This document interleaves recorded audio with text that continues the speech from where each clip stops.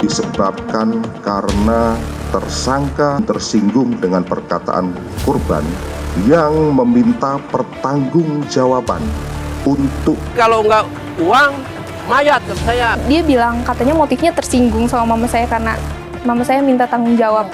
Tapi kan di situ dia ngambil uangnya juga. Ini bukan pembunuhan berencana. Ini adalah penganiayaan yang mengakibatkan orang kehilangan nyawa.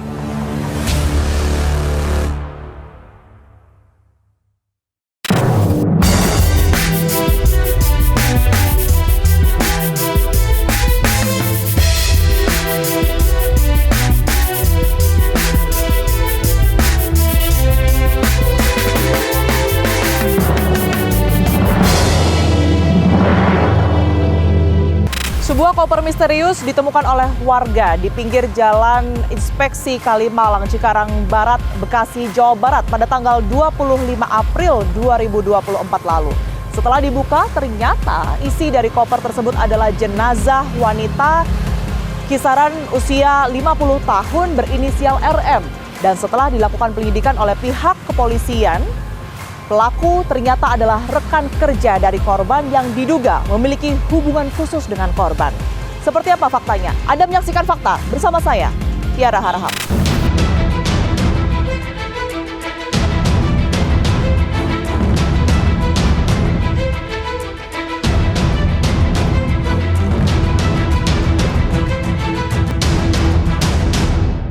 Dari hasil rilis kepolisian diketahui setelah melakukan pembunuhan di tanggal 24 April 2024, pelaku pun tidak lama setelah itu langsung terbang ke Palembang untuk kembali ke rumahnya. Rumah dari tersangka ini di Jalan Kaya Lorong Rukun 2, Kelurahan 14 Ulu, Kecamatan Seberang Ulu 2, Palembang. Di mana di rumah itu pula pemirsa ia tinggal bersama istrinya. Pelaku ditangkap oleh kepolisi di dalam kamarnya pada tanggal 1 Mei 2024 pada pukul 1.30 dini hari. Barulah setelah dilakukan pemeriksaan atau interogasi secara singkat di rumah pelaku, ia digiring keluar rumah. Anda bisa lihat tidak ada perlawanan juga dari Arif ataupun juga tersangka dari pembunuhan wanita yang jenazahnya ditemukan di Jalan Inspeksi Kalimalang, Bekasi. Lalu pelaku ini dibawa ke Polsek Seberang Ulu, Palembang, dan diterbangkan ke Jakarta untuk penyidikan lebih lanjut.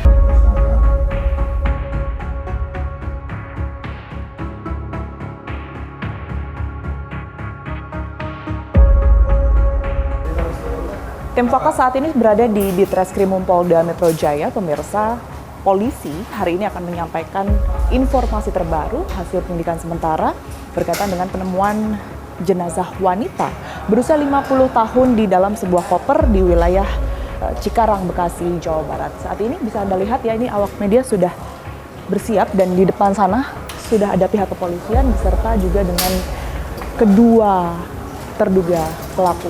Kita akan lihat apa informasi terbarunya, karena informasi terakhir ini pelaku hanya satu, yang kemudian ini adalah diketahui rekan kerja dari korban, tetapi ternyata ada dua orang tersangka yang berdiri di sana. Kita temukan faktanya.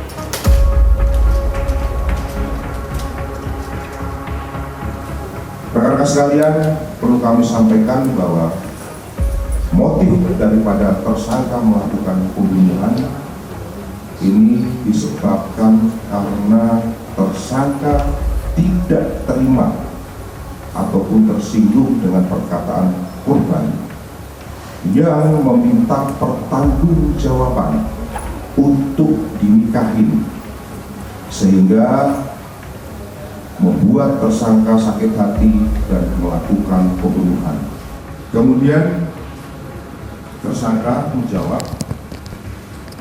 "Kamu pinjem uang setoran ini, nanti kita nikah." Namun korban menolak.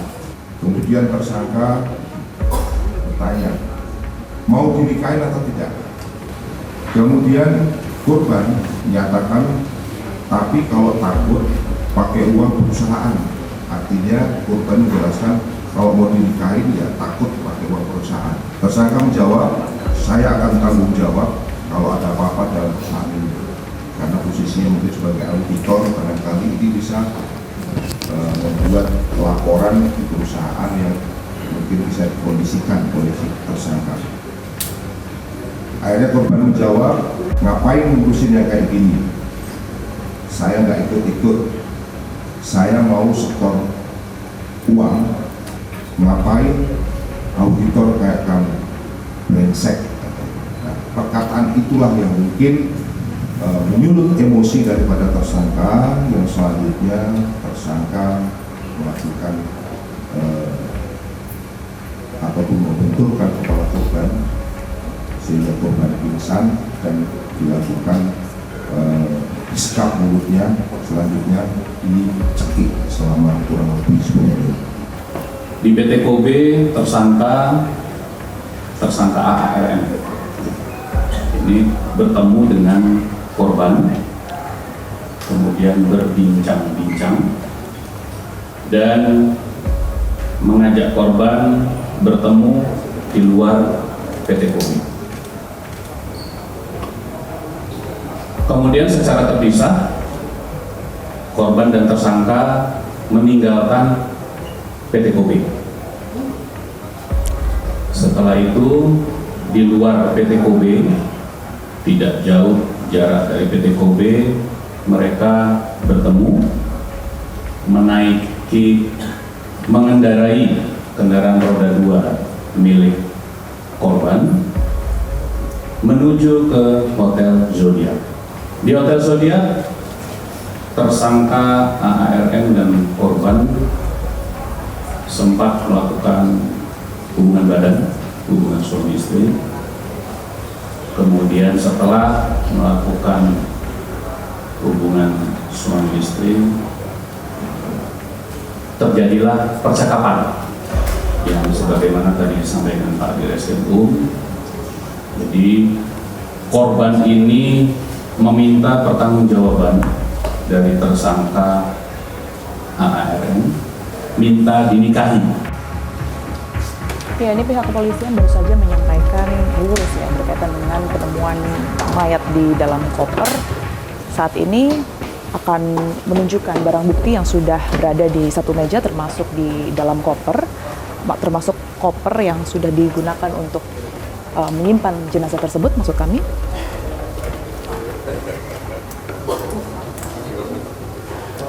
Ya, tadi sudah dijelaskan bahwa koper tersebut ini digunakan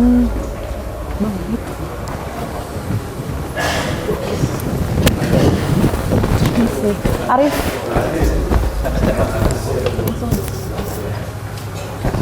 Izin ya Bang, maaf. Arif, maaf saya minta waktunya Tiara dari TV One.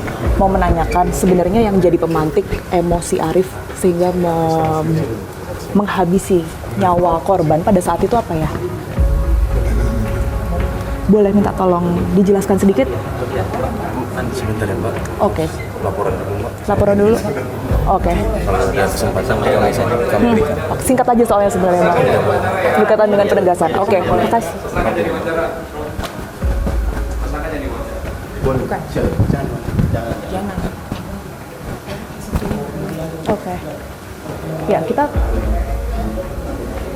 belum mendapatkan keterangan ya berkaitan dengan seperti apa kemudian ini kronologi dari versi tersangka. Tadi pihak kepolisian sudah menjelaskan bagaimana kemudian ini tersangka mencoba menghabisi nyawa korban hingga kemudian ini kronologi dari penangkapan. Kita temukan fakta lainnya.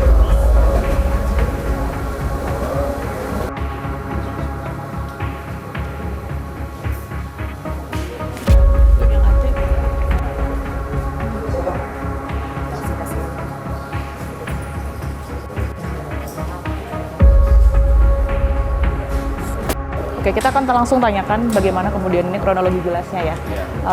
Bang Gogo, ini seperti apa kemudian ini pihak kepolisian pada akhirnya mendapatkan informasi bahwa di dalam koper tersebut ini isinya adalah jenazah wanita 50 tahun tersebut yang kemudian berinisial R. Oke, jadi pada jam 8 pagi di tanggal 25 April kita mendapatkan laporan dari tukang sampah yang mau itu kan area pembuangan jenazah ini, koper ini itu area sampah. Jadi ya tukang sampah mau ngambil koper kok berat gitu ya, namanya mungkin dia ngecek terus kok diduga kok ada kayak tangan perempuan. Oke, apa yang kemudian dilakukan di lingkup Polsek ini, Bang? Ya, kami melaksanakan olah TKP bersama Secara langsung? bersama Satuan Reskrim, tim identifikasi ya untuk mengecek TKP, sekitaran TKP apakah ada bukti-bukti lain yang ditinggalkan. Oke, baik. Ini yang kemudian ini perlu ditekankan atau dijelaskan kembali ini kan adalah mengenai motif, karena banyak yang bingung ini sebenarnya tujuannya mau ngerampok uang yang 43 juta itu atau kemudian ini ada motif asmara di sini sebenarnya. Nah, pendalaman dari pihak kepolisian sendiri seperti apa? Baik, jadi fakta yang kita temukan sampai saat ini yaitu motifnya adalah asmara. Yang pertama kali, karena dia awal mulanya dia berhubungan baik-baik saja sampai dengan si korban ini meminta pertanggungjawaban dari perbuatan si pelaku gitu. Untuk diminta dinikahkan.